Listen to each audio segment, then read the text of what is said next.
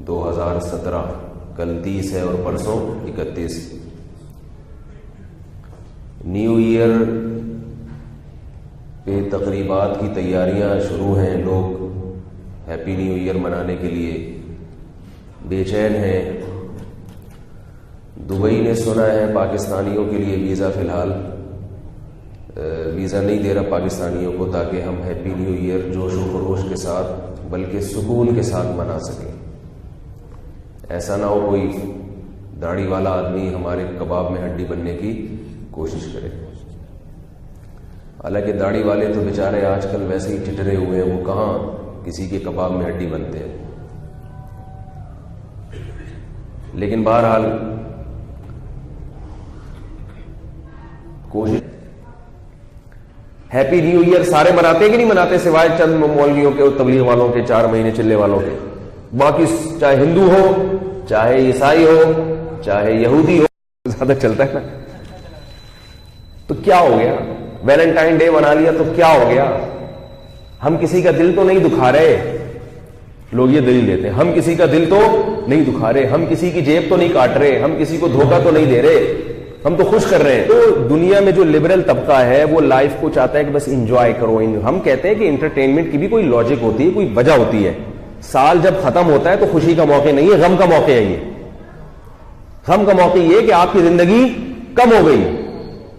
ہمارے اکابر کا یہ طرز تھا، ہمارے حضرت فرمایا کرتے تھے جب سال تبدیل ہوتا ہے اور میں تاریخ چینج کرتا ہوں تو میرا قلم ہل جاتا ہے، دہل جاتا ہے دل۔ اب مثال کے طور پر 2017 ہے، اب 2 دن کے بعد آپ ڈیٹ میں کیا لکھیں گے؟ 2018۔ دل دہل جانا چاہیے۔ یہ کیا ہو گیا بھائی؟ اتنی جلدی 2015 ختم ہوا، 2016 ختم ہوا، 2018۔ اب آپ میں سے کسی کی موت اگر 2020 میں لکھی ہوئی ہے تو وہ اشارہ ہے کہ بیٹا 2017 بھی گیا، اب کتنے رہ گئے؟ 2 سال رہ گئے، اور آپ پٹاخے والا ٹھا ٹھا ٹھا بڑے مزے بنا۔ جنازے کی 4 پائیاں تیار ہو رہی ہیں آپ کے لیے، غسل کفن کا انتظام ہو رہا ہے، قبر تیار کھد رہی ہے۔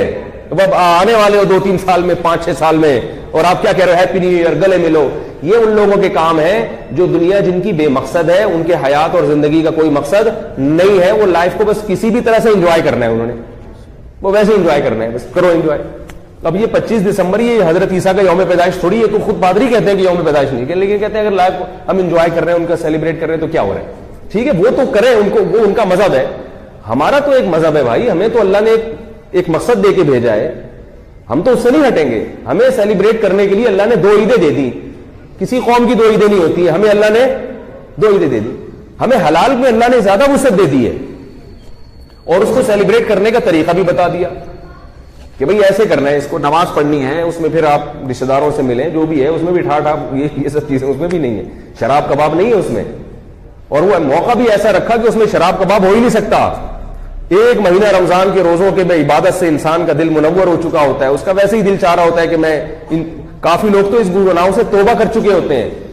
کیا خوبصورت مذہب ہے اسلام کہ اس نے جو خوشی کے تہوار دیے، ان تہواروں کے لیے دن کی جو سلیکشن کی ہے، ان دنوں میں زنا اور شراب کباب کی طرف ذہن نہیں جاتا، اس میں کمی آتی ہے شراب کباب میں، کیونکہ 1 مہینہ تراویح اور روزے رکھنے کے بعد اچانک انسان، اتنے تو لوگ ہم نے دیکھے کہ فلم دیکھنے چلے جائیں، اتنے زیادہ آزاد نہیں ہوتے کہ شراب کباب کے، ان کو تھوڑا سا اعتکاف کا خیال آ رہا ہوتا ہے، بلکہ بہت سے تو فلموں سے بھی توبہ کر چکے ہوتے ہیں کہ بھائی 1 مہینہ عبادت کی ہے، 1 مہینہ اللہ کے لیے روزہ رکھا ہے، اب شراب پینا شروع کر دیں عید کے دن۔